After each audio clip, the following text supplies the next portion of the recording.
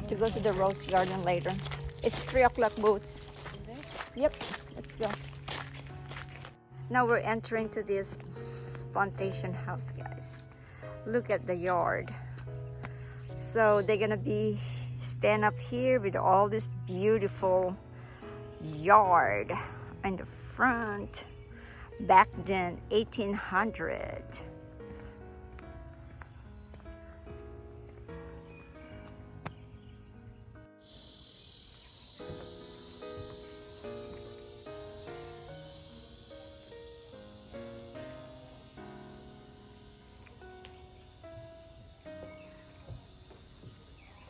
Look at all the column. For everything, trying to keep it code here.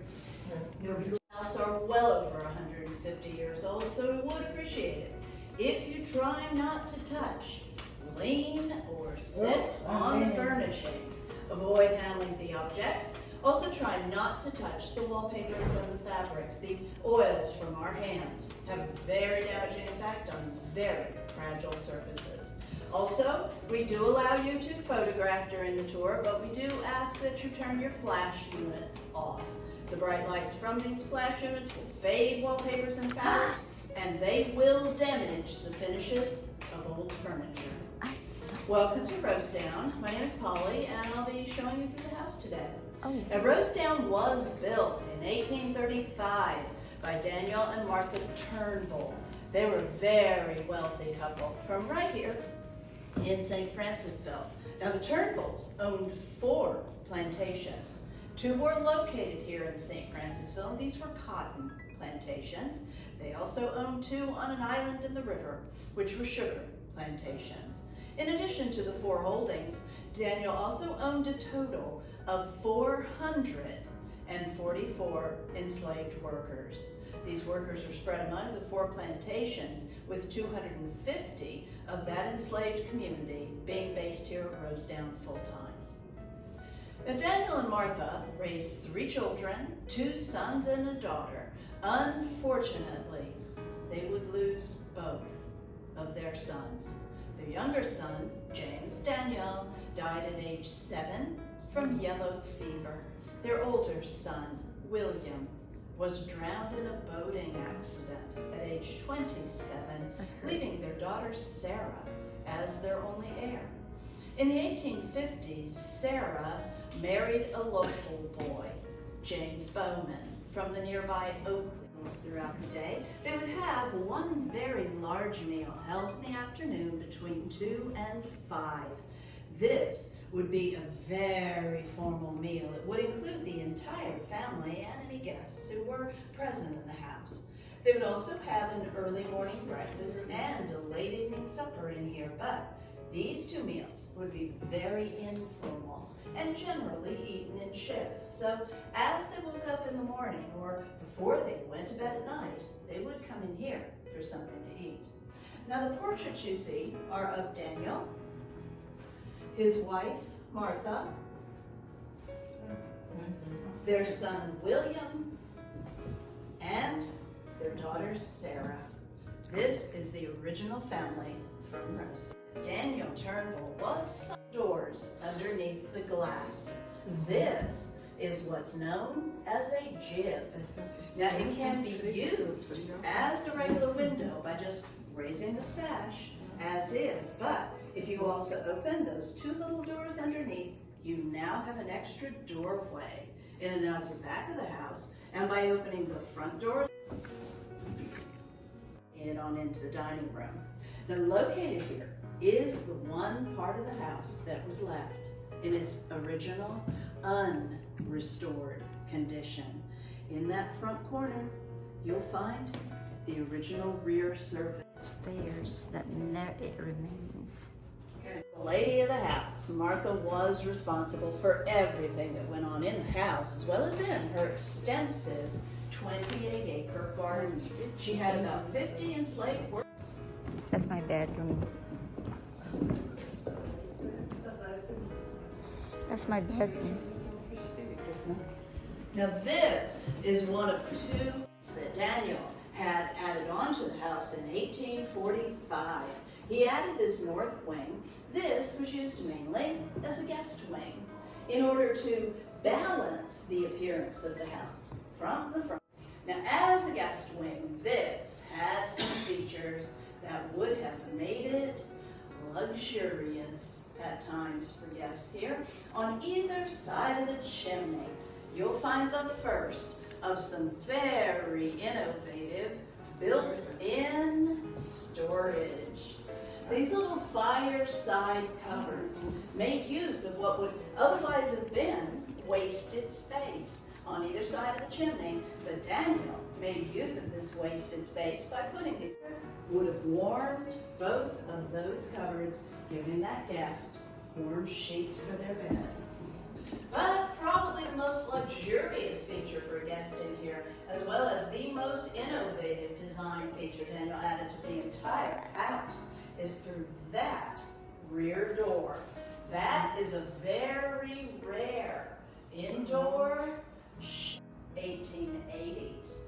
So to find something like that in an 1845 edition shows that Daniel was about 40 years ahead of his time in his thinking. Allow you to get in the bed easily. We actually see the bed steps in some of the pre-restoration photographs, but not afterwards, so we can only assume they were not salvageable pieces. Now we'll continue on.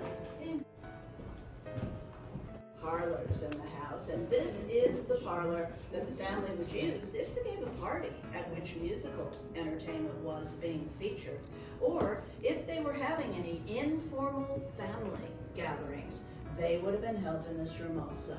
Music was an important part of plantation life. It was the main form of entertainment, but it was also part of the education for the household's children. Now, the children were homeschooled here between the ages of 5 and 15, at which time they would travel to either the northeast of the country or to Europe for additional education in universities or for the ladies finishing schools, the harp and the flute. So this was a very musically inclined family. Any questions before we go upstairs? I heard that in offering that Bowman is also a husband of. Yes, of Eliza Peary and Reverend Bowman were James Bowman's parents. Oh, okay. Yeah. Okay, you don't want to be late. Hold on to the rail, ladies and gentlemen. It's very stiff, really. Very popular spot for the children of the house to gather. They would come up here in the afternoons to play games like chess or checkers. Very popular. Both games that taught strategy. Now, the floor coverings you've been seeing in the entry halls are reproductions of what would historically have been on the floors in floor cloth. Floor cloth is what came before linoleum. Oh. Linoleum was not invented until the 1860s, so before that time, people would put floor cloths in their entry halls, which was a hand, we believe was Daniel and Martha's bedroom. And as you can see, we do have some more of those very innovative built-in storage features up here. On either side of the fireplace, we have unusual in houses of this time because they had the large armoires and the large dressing bureaus. They didn't actually have a lot of clothing, not as we understand having a lot of clothing today, so they rarely had need for this kind of built-in storage for its time. A couple more family photographs. On that little table in front of the fireplace is an image of William and Sarah Turnbull in their teen years. Bowman's sword. That's their walk-in closet back then. Now this is the children's nursery, which is where the youngest children of the house would have slept. The toys on display were found in the house and in the attic. These are toys that were played with by the Turnbull and the Bowman children. The portraits on these opposite walls are pastel portraits with images of 5. Yeah,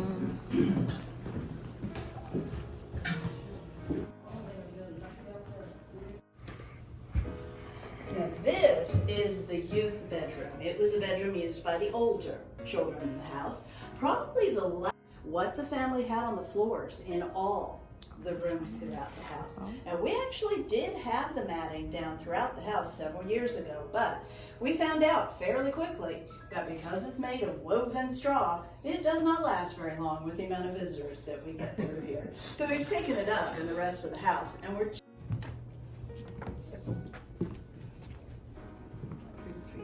Now this is the floral bedroom. It's named for its pretty floral wallpaper. This is the room we believe was James and Sarah's bedroom after they took over the operation of the main house from Daniel and Martha. Across the room, in the front corner, we have the oldest original piece of furniture in the house, the Turnbull family cradle, where all the last of the 4 unmarried daughters to live here at Rosedown. She was the one who died in 1955 at the age of 87 years old. Nina was the last person ever to actually live here in the main house. Now from here, we're going to take a quick trip out onto the front gallery so you can see the best view from the house. She devoted 60 years of her life to creating and maintaining these gardens. At the end of every day's work, she would record a journal for those entire 60 years. The journal made possible the near perfect restoration of these gardens because in it, Martha made very specific entries as to what plants she got, where she got them, and even where she put them in her gardens. It was like having a blueprint to seeing that all of this was brought back. Continued to be productive even after the Civil War, and we had sharecropping here on Rosedown until around 1960. Any questions about the gardens? To the wall.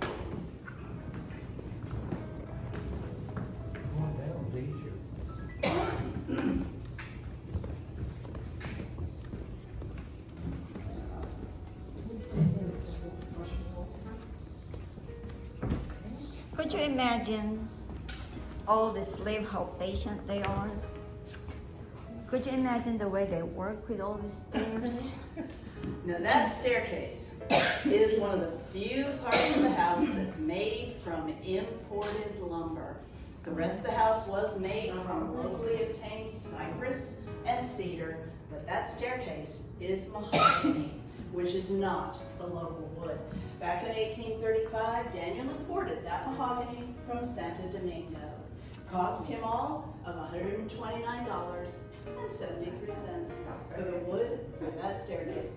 All the construction and finish, which is where the family would have done the majority of their entertaining and receiving of guests. The carpeting in here is an original Rosedown carpet, purchased brand new for the parlor in 1835. This is known as Brussels carpet. Brussels was a very high quality wool carpet tightly woven on mechanized looms. Each loom though could only create a strip of carpeting at a time. That was about 27 inches wide. So you had to measure, sew them together on the back to make your carpet.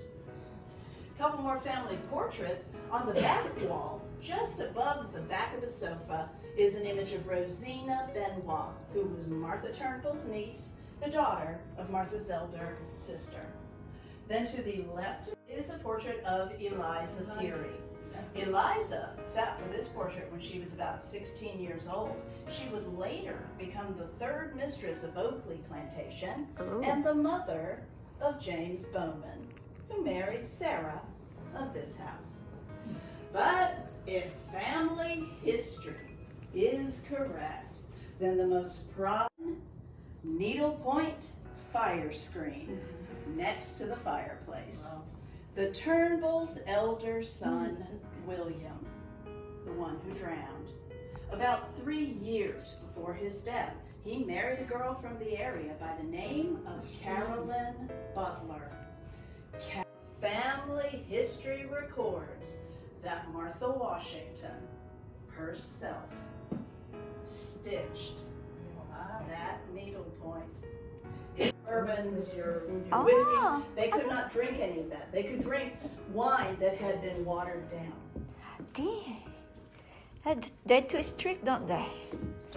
Now the last room on our tour today is Daniel's formal office library, the side wing that was added in 1845 that balanced out the north wing guest bedroom you saw a little earlier. This is where Daniel would have conducted all the business of the plantation. He would have given out his daily instructions. The originals, the pretty silk draperies in the formal rooms were recreated in England and France. All the sheer curtains in Switzerland. Lady whose picture you see on Daniel's desk is not a family member, but for everything she did here, we feel pretty sure that Daniel would not mind having her picture on his desk today. This is Catherine Fondren. It is a Scottish piece crafted by William Carrick of Dumbarton. Any other questions? Nice. This comes from my home. Switzerland. Yeah. Yep, all the shears are from Switzerland. Any other questions? It's called a...